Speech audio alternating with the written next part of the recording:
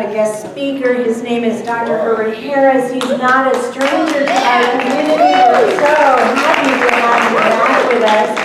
For those of you who haven't met Dr. Harris before, he's from Wilmington. He had a successful career as an attorney in New York, and while he was in New York, he had the opportunity to be with one of Unity's greatest teachers and greatest ministers, and that was Eric Butterworth. Wow. He was so inspired. He became a truth seeker, a lifelong truth seeker that took him to the Holy Land to study there, and now he's here to share his wisdom with us. Please welcome Dr. Herbert Harris.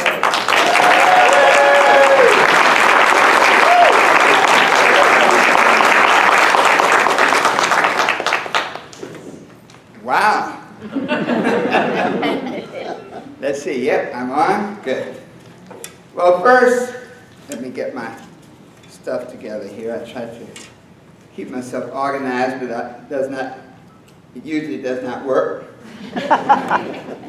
But one, thank you so much. Thank the board of directors and Pastor Mindy Tucker for having me again. I feel like I'm coming back home. And but give yourself a hand. You're a great home to come back to. I see so many of my friends, and it's got to be a special day because we got the politician out, former Representative Sandra Spalding Hughes, and it's hard to get her out. She wanted to know what you're going to say. Let me check. You know how teachers are.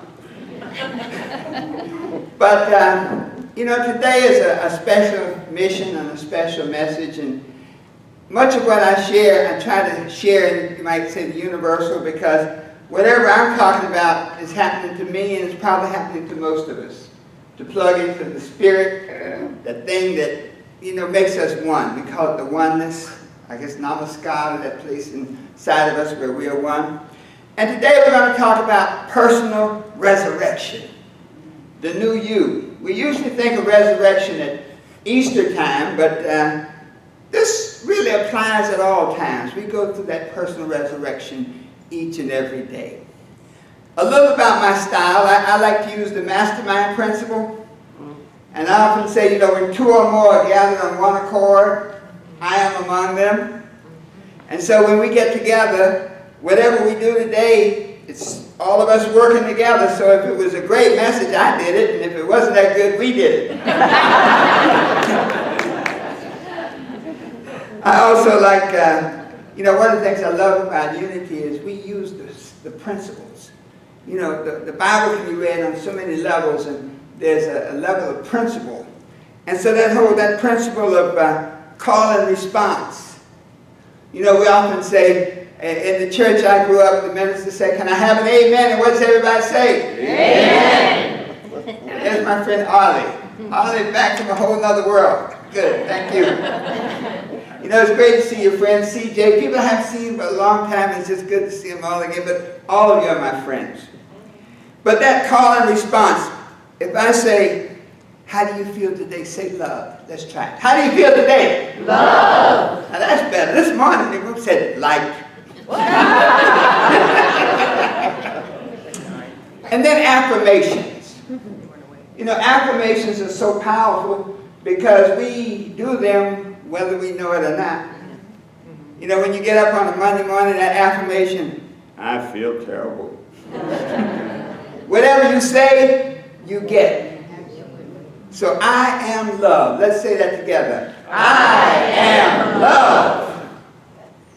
And then finally, I like to prepare our minds and bring us in from wherever we are in our consciousness to that one place with a brief meditation. I call it a meditation of openness. So if we could just sit up in our seats right now one moment and just take everything from your hands and close your outer eyes and open your inner eyes.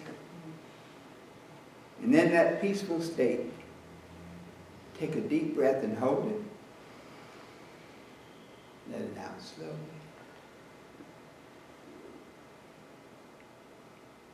Take a deep breath and hold it. Let it out slowly.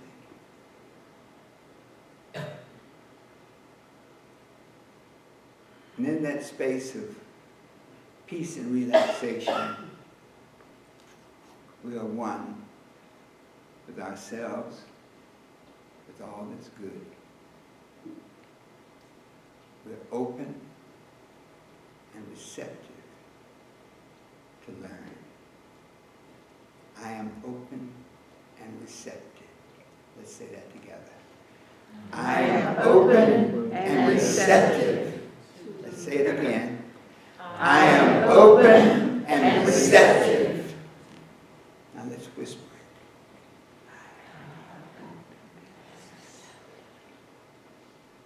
it. And ready to learn. Let that sink in. Take a deep breath. Let it out slowly. And give yourselves a hand. All right. Man, you know, that always makes you feel good. Sometimes I get so deep into it, I don't want to come out. The concept of personal resurrection is the process that facilitates growth from who we are to who we can become. Everything we do in life has a purpose. In other words, God makes no junk. Everything is here for a reason, for a purpose, and for a mission. As we live our lives through the good things, the positive experiences, the negative experiences, the purpose is to guide ourselves to our own true destiny. Each experience that we have has a purifying effect. I like to say that because, you know, sometimes when life comes at you, boy, it can hit you. Some people it knocks them down, some people it just knocks them out. But that's okay. That purifying effect is to cleanse us from some of the negative thoughts, from some of the negative emotions, and to really make us the diamonds that we are. I am a diamond. Let's say that together. I am a diamond. This important mission that we're on is a mission that we didn't create it, God created it. And God doesn't create junk. God doesn't make excuses. God doesn't make mistakes. When I was in Israel, we were studying Bible interpretation there. One of the beautiful things is we were able to use the Bible almost as a tour guide. You know, the Garden of Gethsemane, you know, or the beautiful wall to see Jerusalem, or the Dead Sea of Beersheba, and some of the places that we see in the Bible, and it really gave it a whole new life. It's like, man, this stuff is real. You know, this thing really happened. And so we see the Bible in so many ways, some ways in a homomorphic way as it talks about people. In a metaphorical way, there's so many stories that have messages. In a spiritual way of high principles. In a metaphysical way of special meaning. In a symbolic way. And so this whole idea of the resurrection, the personal resurrection, much of it comes from what we call the Synoptic Gospels, the first three books, really, of the New Testament, Matthew, Mark, and Luke. And they're called that because they all cover kind of the same story, the ministry of Christ, Jesus the Christ. Matthew 26 through the chapters 26 through 28 covers most of it. But a key point I want to, and just let me just, you know, Jesus came into Jerusalem. It was that special time, the Passover, and he came in exalted and, oh, Hosanna. And then a week later, they're killing it. But isn't that kind of the way it is in life? And our greatest victory, always, you know, the universe is created harmonic. And so, as George Burns, there was a movie, Oh God, and the little boy said, well, why do you, if you're God, why do you create sickness and bad things? And God says, man, you know, that's a good question. I never could figure out how to create an up without a down. How to create light without darkness. And so that's just the way it is. So in our highest moment, we can have the potential for our greatest fall. And the interesting thing is some of the same people are there for the same situation. The ones that are lifting you up, a week later can be the ones that are carrying you down. of course, they go through the trial, and Jesus eventually is crucified, and the idea is that when they come back to the tomb, he's not there. He's resurrected. A couple of key points I want us to remember. And one is that even though Jesus, the Christ, was the perfected being, he still had doubts. There were so many times along that path when he said, in Matthew 26, chapter 39th verse, he said, "My Father, if it be possible, let this cup pass from me." Isn't that the way it is? When we get an opportunity for greatness, a challenge, we say, man, let somebody else do this. But then he says, "Nevertheless, not as I will, but as you will." Even at the Last Supper, he said the same thing basically. Let somebody else do this. I'm not that anxious to be on that cross. But the fulfillment, he always talked about the fulfillment of the scriptures, the prophecy. And that's really what our lives are about. That we are creations of an all-knowing, all-powerful source, a God, and that we were created for a purpose, and that purpose intersects all that we do. Many of us spend our entire lives and never learn what our purpose is. We just go eating and sleeping, and that's it. But there are others that get into life, and we go through this process of growth. Growth. Life is like an infinite skyscraper, and we're on an elevator. And each floor on that elevator corresponds to a certain level of consciousness. And as we grow inside, as we grow in our spirit, as we grow in our understanding, as we grow in our relationship and the oneness, we can go to higher and higher floors. Now, isn't that a good thing? But it says it's in our hands. And so,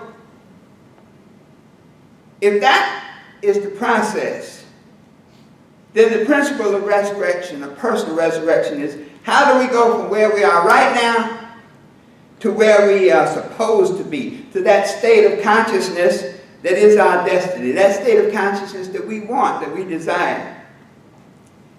How do we follow our own prophecy, our own destiny? Personal resurrection is about a new day. You know, we are resurrected every day. Every day is a new day, even every breath. You know, you can't take the same breath twice. And so personal resurrection is about meeting each new day as a new person, full of wonder, full of excitement, full of things that you want to do, you want to be, you want to have. And so, when we think about that, how do we know it's time for a personal resurrection? Well, let's look at the definition. The resurrection, it often says the concept of a person coming back from death to life again. But some of the older texts, resurrection was straightening out from the core. In other words, aligning yourself from the core with the perfected being that you're capable of becoming. And so in that sense, resurrection, what do we do to straighten out our lives from the core so that we can be what we want to be, so that we can do what we want to do, so that we can have what we want to have, so that we can fulfill our destiny. And so the question arises, what is my destiny? Let us say that together. What is my destiny? To find your destiny, you have to go through that personal resurrection. And we say, how do we know it's time for a personal resurrection? Well, generally when we hit a rock. Have you ever hit a rock? When we get stuck. When we get a plateau. I often ask the question, how many of us feel that we're stuck at a plateau? And 2 people raise their hands. Man, I got a lot of liars in here.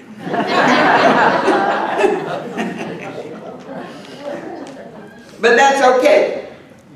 When you hit a plateau, it means that you're trying to do something. You only hit a plateau. You only get stuck when you're trying to move from one point to another. Those who are not trying to do anything, they never hit a plateau. They live on the plateau. I have a good friend, he said, God doesn't move parked cars.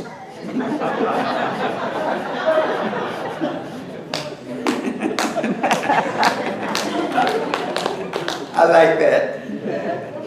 And so, the fact that you're on a plateau, the fact that you get stuck, it's okay.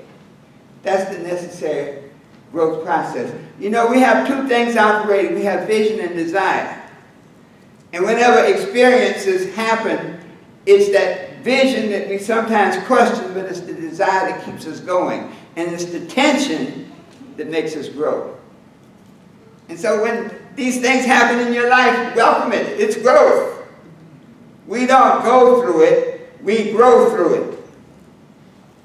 The one point we realize, though, is that the knowledge that brought us to point A, where we are right now in our lives, if we're stuck, it evidently won't take us to point B. And we have to recognize that. We have to set our ego aside. Sometimes we're so busy saying we know, and that we are the one that we're not able to stop and see the reality of our situation. We're stuck, and we need a change. I need a change in my life. Let's say that together. I need a change in my life. Sometimes you realize you need a personal resurrection when you keep repeating things. Any of us have a life where you keep going from failure to failure? From bad experience to bad experience? From hurt to hurt? From disappointment to disappointment? That's a clue. You know, life leaves clues. Isn't it beautiful? Life leaves clues, so we don't have to figure this thing out. We just have to be aware and pay attention. Once we know now that we can experience a personal resurrection, once we know that we're on a plateau for a reason because we're trying to do better, then we realize that we have to grow through it. In other words, every experience that we have is for a purpose, for us to grow. If we don't grow through it, we will go through it again and again. I'll say it and you repeat after me. If I don't grow through it, I will go through it again and again. You know, that's a powerful realization. Because once you know that, then you know what you have to do. And once you accept that you got to do something different. I think it was Einstein who said that insanity was doing the same things over and over and expecting a different result. How many of us keep doing the same thing every day? The same people, the same ideas, the same words, the same job, and expect tomorrow to be different? Well, we've got to change. The first thing we have to realize that we've got to do something different. I must do something different. Let's say that together. I must do something different. So personal resurrection is about that process of creating new changes in our lives. Giving our lives a new meaning, a new direction, a new opportunity to start over, no matter what our circumstances. Sometimes we think we're in such a hole that we can't get out. Well, at least if you stop digging and look up, there's hope.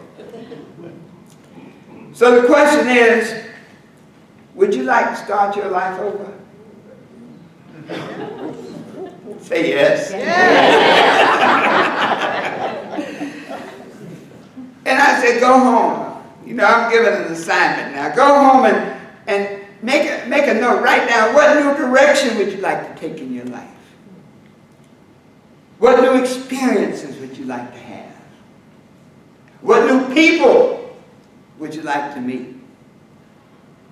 Those of us in business, what new business would you like to just come and change your entire financial situation? Each of us is like a seed. You know, the oak tree seed, that seed has all the characteristics of the oak tree. When you plant it, it grows. They pretty much grow the same because the seeds grow in the nature of their creation. In other words, when God laid out the pattern for the seeds, the seed is clear. As man, as mind, within us, we already have the seeds for all that we can be. But there's a big difference between us and the oak tree. and it's called choice. You see, we have things in us now that we don't have to take until tomorrow. And that's personal resurrection. That's what it's about. What are the things that are in my space, in my mind, in my being that are not working for me, that I need to just leave here and go and do something else? This resurrection process operates in 4 areas. 1, in our thoughts. The Bible says, a man shall have whatsoever he thinks in his heart. I like to do the holistic. A mind shall have whatsoever it thinks in its heart. The rational part, the written part. So our thoughts, the thoughts we have about ourselves are key for personal resurrection. The thoughts we have about other people, the thoughts we have about the world, our world outlook. You know, there's some people that have a negative world outlook. They never think anything good is going to happen to them. A lot of us. And so to look at that personal resurrection means you got to deal with that. The second is our emotions. How we feel about ourselves. That's powerful. We call it, someone says, what's the difference between self-image and self-esteem? Self-image is how you see yourself. As you begin to create a new person, if you can't see it, you can't be it. But more powerful is self-esteem. How do you feel about yourself? You know, if you don't feel worthy of the success you're seeking, everything you do, no matter what it is, you'll fail. And so that personal resurrection, we have to look at some of those emotions inside, especially how we feel about ourselves, because that's part of what we don't need in the new you. Our habits, oh boy. You know, many times we can have the best of intentions. We can have everything all worked out and our habits will undermine us. Procrastination, that's the worst of them all. Does anybody procrastinate? No. Yes. I mean, procrastination is the thief of dreams. You can have a dream as big as all forever and wait until tomorrow to do it. And tomorrow never comes. Habits of lack of preparation. I'll tell you a really bad habit. Putting other people's desires before your own. You know, I used to think about that. I used to wonder. Some people said, maybe you're being callous. And I thought about it like, maybe they're right. Maybe I need to be more helpful. Maybe I need to be more available to people to help them in their lives. But one day I realized that in many instances I was just creating a crutch. Are you creating a crutch in somebody's life? By letting them come into your space and take your time? That's a bad habit. And you know, the realization there, you know, when you figure it out, as I watched person to person, I concluded I was hurting them because I wasn't letting them learn how to fly. You know, nature has a certain model that it follows. The bird will feed the little birds in the nest, but after a while, stop feeding them. She'd kick them out the nest. So sometimes we have to do that. The fourth area is our associations. You know that mastermind principle works in the positive and the negative. You know, when 2 or more gather on one accord, I am among you. The I am is the making power. So if it's a good thing, it's a good thing. But you can get a bunch of bandits, thieves, negative thinkers together and they will blow up just like the good thing. Look at some of the things that have happened in the world and you look back and you say, how could that have happened? Because the world is harmonic. Whatever that accord is, be it positive or negative, it magnifies. And so in this resurrection process, we want to bury the old thoughts of limitation. We want to bury the old emotions of unworthiness, lack of confidence. We want to bury the old habits that undermine us. We want to get rid of the old people who slow us down. So, if you say, doesn't that sound easy though? Doesn't really, I mean, it's not that hard. So why is it that most people don't experience personal resurrection? And I'll tell you, Baggage. You know, the definition of baggage says personal belongings packed in a container for travel, a journey. Another definition is past experiences, long-held beliefs regarded as burdensome and impediments that we pack in a bag and take with us. So what baggage are you dragging around? When we start that new resurrection, we need to know what baggage we're dragging around, because the thing about taking that baggage with us is we choose to carry it with us. We decide to carry it with us. You know, we'll have baggage and we'll pack it up neatly and put it in the corner and then pretend that it's not there. It gets so bad we even take other people's baggage and carry it with us. So you have to say, what are some of the baggage that we're dragging along? Sometimes we drag along the baggage of resentment. You know, as children, we grew up in a household, our family and friends, and we can sort of pick up on the vibrations of our parents. And if our parents resented other people who were successful, we probably will too. So resentment, serious baggage, got to leave it behind. I'll tell you another one that's real mean. Disappointment. You know, disappointment is something we blow up. It's highly overrated. Disappointment is, listen, failure is a dress rehearsal for success. And so if you're never disappointed, then you never get that feeling, I got to do better, I got to do more. So disappointment. We carry along that negativity of past disappointments, so you know we can never have a good relationship. We're just waiting for the negativity to appear. There's a commercial, the young lady, I think it's David Robinson, the basketball star, and he was telling the young lady, he said, success comes through hard work, you know, and having goals. And then she meets Latrell Sprewell, who was one of those rising stars that went to the ground. He says, success is just failure waiting to happen. So we have to look at that. That baggage is terrible, and we can't be resurrected carrying that baggage with us. Sometimes it's the baggage of blame, unforgiveness. Who do you need to forgive? Who do you need to forgive? Myself. So many times we need to forgive ourselves. You ever get so mad with yourself that you slap yourself? It's almost like that sometimes, because you say, man, how could I have been so stupid? How could I have done that? But that's all a part of that growing process. We grew. Probably the worst baggage of all is the baggage of guilt.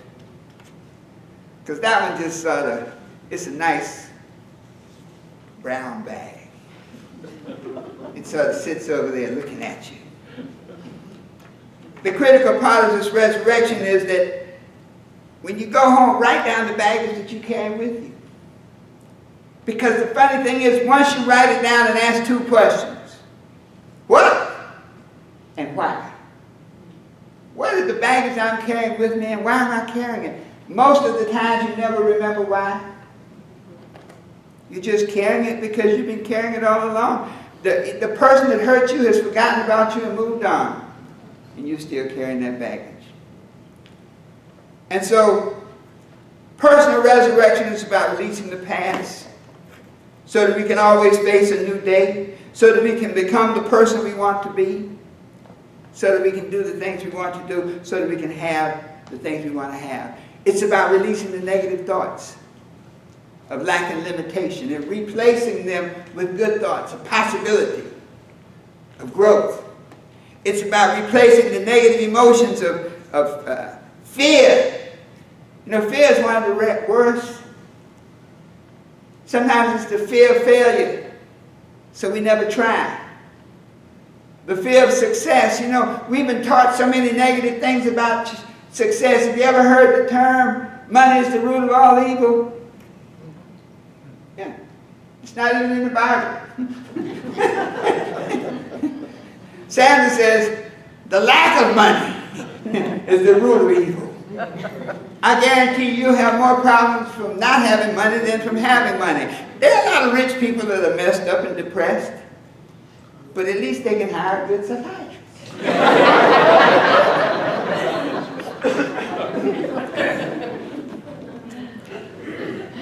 Personal resurrections, we release those bad habits. Once you write it down, procrastination, once you say, well, what is it that's slowing me? Procrastination.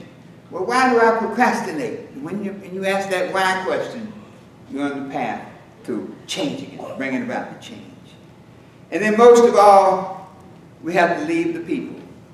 We have to release those people that are holding us down. That's hard, isn't it? We have to release people who love us but don't understand us. There are some people that's better for them to love you from a distance. I have a son I really love in California. When he's in Wilmington, it's a different situation. I guarantee you there's somebody that you love when they're away, but when they come, something changes. People may not be able to grow with us. If in a relationship, if you can't grow through things together, then chances are you need to go your separate ways. This is hard. One of the great challenges you always will have is whether to try harder or to walk away. Have you ever been there? Trying harder does not work in the first person. In other words, it works if there are two people trying harder. But whenever one person's trying harder and the other person isn't, it does not work. Early marriage has always bothered me, because so often, and over that period, people grow differently. One person grows in the family and building a home, and the other person grows in the cause of business and success and competition. And when these growths don't match up, that's when you have problems. I guarantee if you go back and look at many of the divorces, it's really a matter of unmatched growth. And so, there are people that you have to say, I'm leaving. We're done. And so in this personal resurrection, it's okay, because think about this. When Jesus the Christ resurrected, his followers didn't recognize him. There's a symbolism there. That when you make those changes in your life, the people who used to be around you may not recognize you. They'll say, oh, you're different. You're not like you used to be. Thank God. You don't have time for me anymore. But that's okay. Because as you become the new you, the person that resurrected you, nothing can stop you. So my friends, your personal resurrection is at hand. Your transformation from who you are to who you can become is at hand. And to sort of capsulize this idea, I'm going to read a passage from our book. And it says this: imagine yourself to be a great artist, capable of creating a magnificent masterpiece. In addition to being the creator, the artist, you are also the work of art created. You are the masterpiece.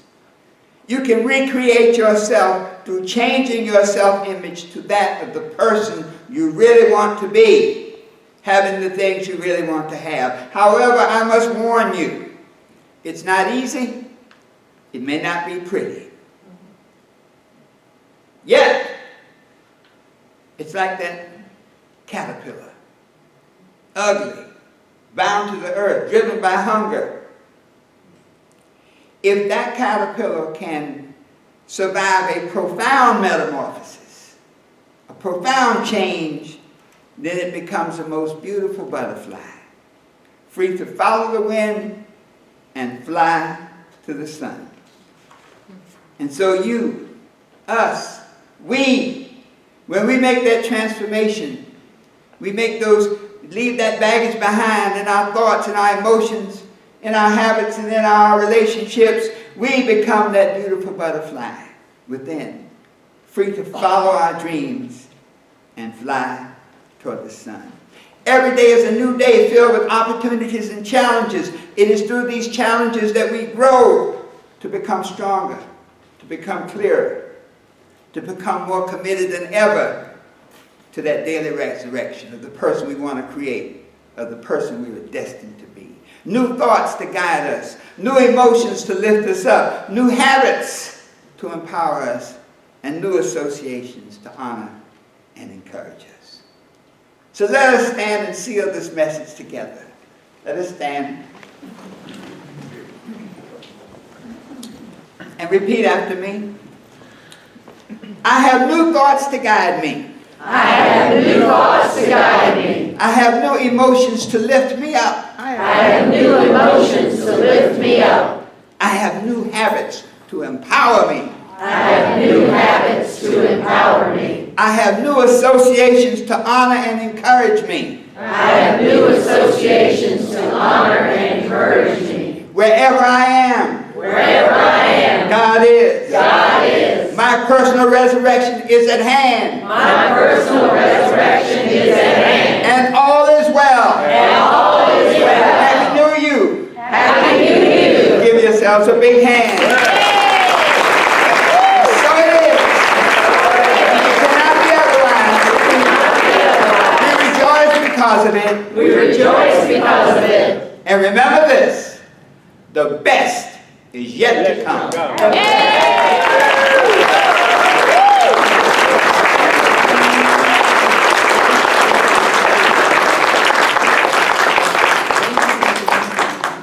Please be seated.